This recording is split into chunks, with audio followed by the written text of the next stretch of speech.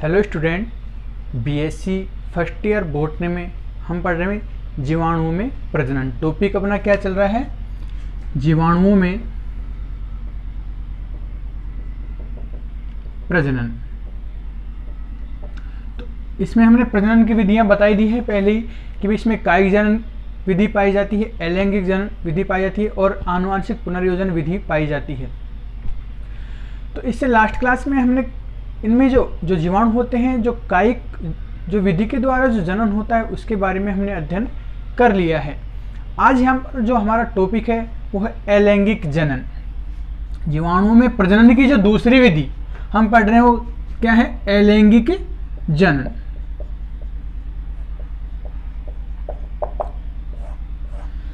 तो जो जीवाणुओं में जो अलैंगिक जनन होता है, जो विशेष प्रकार की संरचनाओं के द्वारा होता है, जिसको हम बोलते हैं बीजाणु। तो हम ये भी कह सकते हैं कि भाई इनमें जो अलैंगिक जो जनन पाया जाता है वो किन के द्वारा होता है? बीजाणुओं के द्वारा पाया जाता है। यहां तक क्लियर है? अब उसके बाद में यहां देखते हैं कि भाई कौन कौन से बीजाणु के द्वारा प्रजनन पाया जाता है। तो इनमें जो मुख्यतः जो अलैंगिक जनन होता है तो कोनिडियो बीजाणु के द्वारा होता है। किसके द्वारा भाई? कोनिडियो बीजाणु के द्वारा। सेकंड जो अलैंगिक जनन की विधि है वो होता है इसमें ओइडियो बीजाणु के द्वारा पाया जाता है। किसके द्वारा भाई? ओइडियो बीजाणु। थर्ड जो विधि होती है वो होती है स्पोरेंजियो बीजाणु। उस स्पोरेंजियो बीजाणु। और फोर्थ जो विधि है वो है क्या? अंतः बीजाणु। तो क्लियर है? तो इन चार विधियों के द्वारा कौन कौन से? एक तो कोनिडियो बीजाणु के द्वारा, दूसरा होता है ओइडियो बीजाणु के द्वारा, तीसरा होता है स्पोरेंजियो बीजाणु और चौथा होता है अंतः बीजाणु द्वारा। इनके द्वारा जीवाणुओं में अलैंगिक जनन पाया जाता है, जिसमें हम सबसे पहले बात करेंगे कोनिडियो बीजाणु की। तो एक जीवाणु का प्रकार होता है जिसको हम बोलते हैं स्ट्रेप्टोमाइसिटीज। स्ट्रेप्टोमाइसिटीज, ठीक है। तो इन प्रकार के जीवाणुओं में क्या होता है कि इनकी जो मुख्य शाखा होती है, सपोज ये क्या है? कोई जीवाणु है, ठीक है। तो इनकी जो जीवाणु की एक मुख्य शाखा पर, मोटी शाखा पर विशेष प्रकार की क्या बनती है? संरचनाएं बनती है, जिसको हम बोलते हैं कोनिडिया, ठीक है भाई। ये कोई बैक्टीरिया है, इस पर क्या है? मुख्य प्रकार की शाखा है जिस पर विशेष प्रकार की संरचनाएं बनती हैं, जिसको हम क्या बोलते हैं? ये क्या होते हैं? कोनिडिया होते हैं। अब क्या होता है कि इनमें क्या होता है? संकीर्णन होता है। जो कोनिडिया होते हैं इनमें क्या होता है? संकीर्णन होता है। और ये जो कोनिडिया होते हैं मुख्य शाखा से फिर क्या हो जाते हैं? अलग हो जाते हैं। तो ये मुख्य शाखा से क्या होते हैं? अलग हो जाते हैं। और जैसी अनुकूल परिस्थितियां आती हैं तो जो प्रत्येक जो कोनिडिया होता है एक नए क्या करता है? बैक्टीरिया का निर्माण करता है, ठीक है भाई। कि स्ट्रेप्टोमाइसीज जो बैक्टीरिया होते हैं, स्ट्रेप्टोमाइसीज बैक्टीरिया का प्रकार है। उन बैक्टीरिया में क्या होता है कि इनकी जो मुख्य शाखा होती है सामान्यतः होते हैं कैसे? गोल आकार के होते हैं, ठीक है, या छड़ आकार के, इस प्रकार के होते हैं। इन पर एक शाखा होती है जिस पर क्या बनते हैं? विशेष प्रकार की संरचनाएं बनती हैं। उन संरचना को हम क्या बोलते हैं? कोनिडिया, या हम कह सकते हैं कोनिडियो बीजाणु। ये क्या होते हैं? इनसे अलग हो जाते हैं और फिर क्या होते हैं? नए जीवाणु का निर्माण करते हैं। ये जो विधि होती है क्या कहलाती है? कोनिडिया विधि कहलाती है।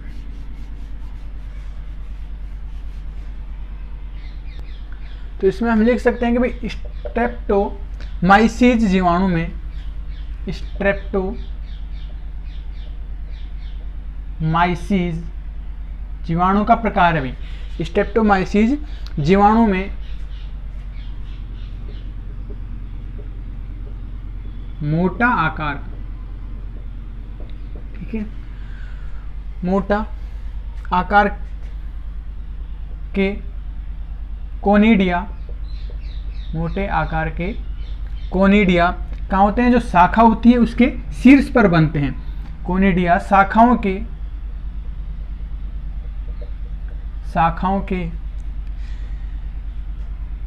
शीर्ष सिरे पर निर्मित होते हैं, हम कह सकते हैं बनते हैं,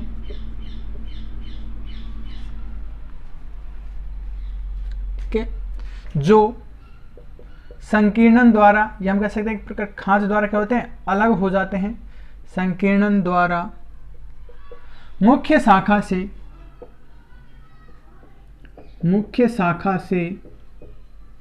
क्या हो जाते हैं भाई, अलग हो जाते हैं, मुख्य शाखा से अलग हो जाते हैं।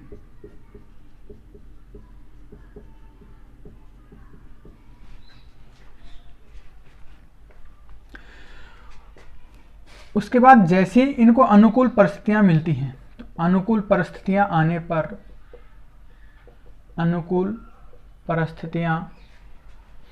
आने पर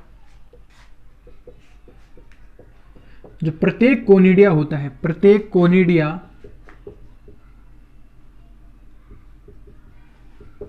अंकुरित होकर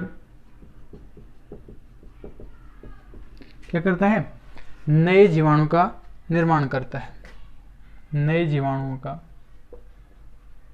निर्माण करता है।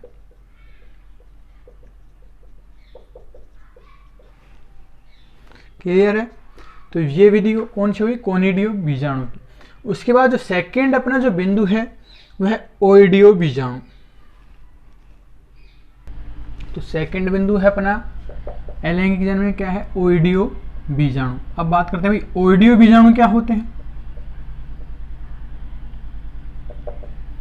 तो ओइडियो बीजाणु की हम देखें तो ये भी किससे लगभग कोनिडिया के समान ही होते हैं। कैसे कि भाई जैसे क्या है, एक बैक्टीरियल सेल है, ठीक है, इसमें जो शाखा हो गई, तो इसमें जो शाखा होती है, इसका जो खुला सिरा होता है, इस पर क्या बनते हैं, ओइडियो बीजाणु बनते हैं।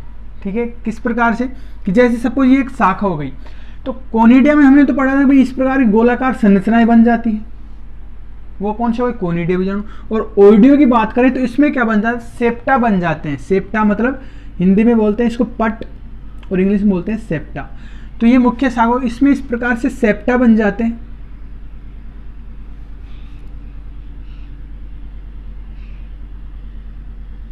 इस प्रकार के क्या बन जाते हैं, पट बन जाते हैं।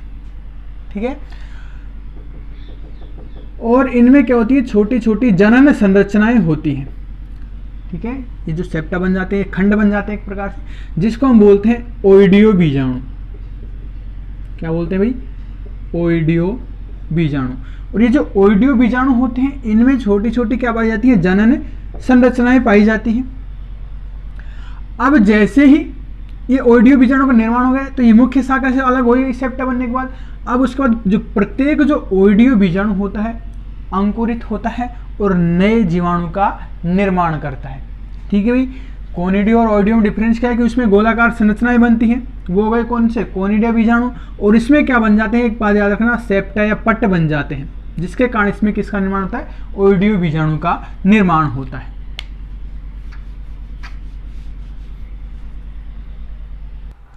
तो इसमें हम लिख सकते हैं ओइडियो बीजाणु में कि भाई जो जीवाणु होते हैं उनमें जो तंतु पाए जाते हैं, तंतुओं के, जीवाणु में तंतुओं के खुले सिरों पर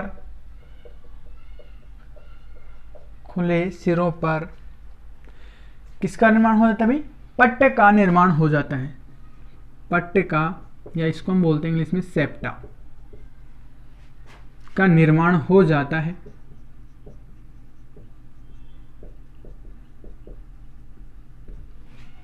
क्लियर है?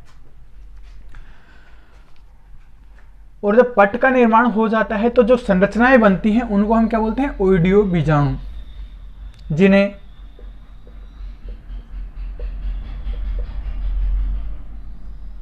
ओइडियो बीजाणु कहते हैं, जिन्हें ओइडियो बीजाणु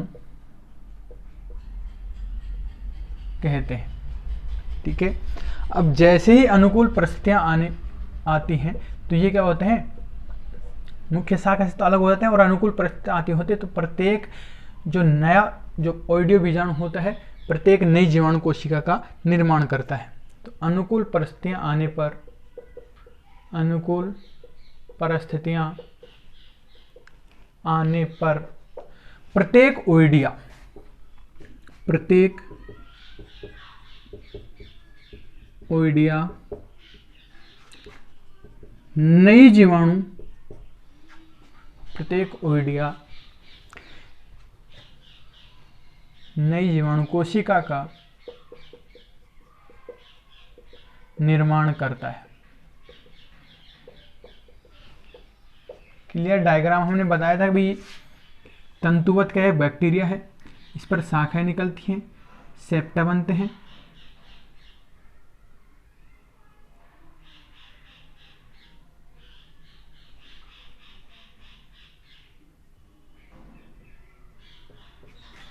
जिसको क्या बोला जाता है भाई, ओइडियो बीजाणु, ओइडियो बीजाणु। क्लियर है। ये हो गई अपनी अलैंगिक जनन की दूसरी विधि। सबसे पहले हमने पढ़ी कौन सी भाई, कोनिडियो बीजाणु। सेकंड हमने पढ़ी कौन सी, ओइडियो बीजाणु। और थर्ड विधि है कौन सी, स्पोरेंजियो बीजाणु। ठीक है। तो तीसरी विधि अलैंगिक जनन की कौन सी है, स्पोरेंजियो बीजाणु, स्पोरेंजियो बीजाणु। इसमें क्या होता है कि स्पोरेंजियो जो बीजाणु होते हैं उनके द्वारा नई कोशिका का निर्माण होता है। अब यहाँ पर बात करते हैं कि स्पोरेंजियो बीजाणु होते क्या हैं, इनका निर्माण किस प्रकार से होता है। तो जैसे ये क्या है, वही तंतुवत बैक्टीरियल सेल है, तंतुवत तंतु के समान क्या है, जीवाणु कोशिका। इसमें एक क्या होती है कि इसकी जो शाखा होती है या इसका जो तंतु का जो सिरा होता है, इसके ऊपर एक विशेष प्रकार की संरचना का निर्माण होता है, एक गोलाकार संरचना का निर्माण होता है। ठीक है भाई। जीवाणु कोशिका है, उसकी एक शाखा पर या तंतु पर एक गोलाकार संरचना का निर्माण होता है, जिसको हम बोलते हैं स्पोरेंजियम, स्पोरेंजियम। तो ये जो गोलाकार जो शाखा हो गई, इसको नाम क्या दे दिया भाई, स्पोरेंजियम। अब जो स्पोरेंजियम होता है, इसके अंदर साइटोप्लाज्म तो पाया जाएगा, मतलब प्रोटोप्लाज्म में जीव द्रव्य पाया जाता है। ठीक है। जो स्पोरेंजियम होता है इसके अंदर क्या पाया जाता है, जीव द्रव्य पाया जाता है। अब ये जो जीव द्रव्य हो जाता है विघटित हो जाता है, ठीक है, टूटता है छोटे छोटे खंडों में और एक विशेष प्रकार की संरचना का निर्माण करता है, जिसको हम बोलते हैं स्पोरेंजियो बीजाणु, स्पोरेंजियो बीजाणु। क्लियर है कि भाई तंतुवत शाखा है, इस पर एक गोलाकार संरचना बनती है जिसको हम बोलते हैं स्पोरेंजियम। और स्पोरेंजियम के अंदर क्या पाया जाता है, जीव द्रव्य पाया जाता है, वो विघटित हो जाता है छोटे छोटे खंडों में, फिर वो निर्माण करता है किसका, स्पोरेंजियो बीजाणु का निर्माण करता है। ठीक है। अब उसके बाद जैसे ही क्या होती है, स्पोरेंजियम की भित्ति फट जाती है तो स्पोरेंजियो बीजाणु यहाँ से बाहर मुक्त हो जाते हैं। ठीक है। स्पोरेंजियो बीजाणु क्या हो गए, बाहर की तरफ मुक्त हो गए। अब जैसे ही इनको अनुकूल परिस्थितियां मिलती हैं तो प्रत्येक जो स्पोरेंजियो बीजाणु होता है क्या करता है, एक नए क्या जीवाणु का निर्माण करता है। तो यहां तक क्लियर है।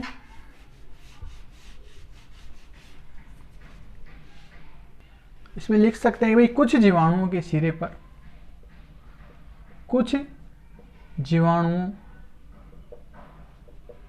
तंतुओं के सिरे पर या जीवाणुओं के जो तंतु पाए जाते हैं उनमें जो शाखन पाए जाते हैं उनके सिरे पर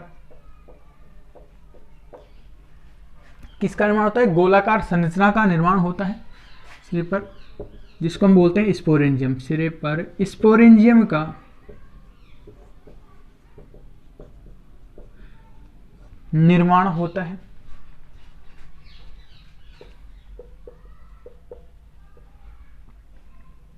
ठीक है। अब उसके बाद जो स्पोरेंजियम पाया था उसमें क्या पाया था, जीव द्रव्य वो क्या होता है, टूट जाता है छोटे छोटे खंडों में और क्या बनता है, स्पोरेंजियो बीजाणु। तो स्पोरेंजियम का जीव द्रव्य विभक्त होकर, स्पोरेंजियम का जीव द्रव्य विभक्त होकर, टूटकर, विघटित होकर क्या बनता है, स्पोरेंजियो बीजाणु, स्पोरेंजियो बीजाणु का निर्माण करता है।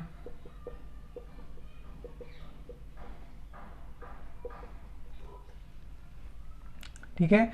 उसके बाद वही बात लिखनी, अनुकूल परिस्थितियां आने पर, अनुकूल परिस्थितियां आने पर स्पोरेंजियो बीजाणु, स्पोरेंजियो बीजाणु अंकुरित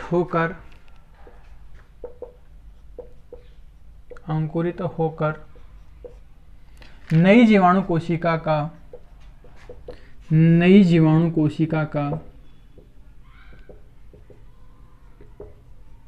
निर्माण करते हैं। क्लियर है?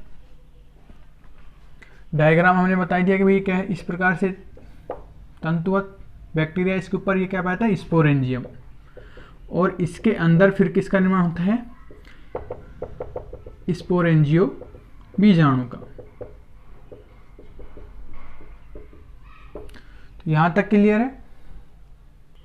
तो आज हमने अलैंगिक जनन की कौन कौन सी विधियां पढ़ी कि भाई एक तो कोनिडिया के द्वारा पाया जाता है इनमें अलैंगिक जनन, दूसरा पाया जाता है ओइडियो बीजाणु के द्वारा, और जो तीसरा पाया जाता है किसके, स्पोरेंजियो बीजाणु के द्वारा। फोर्थ बच गया अपना कौन सा, अंत है बीजाणु, वो हम पढ़ेंगे नेक्स्ट क्लास में।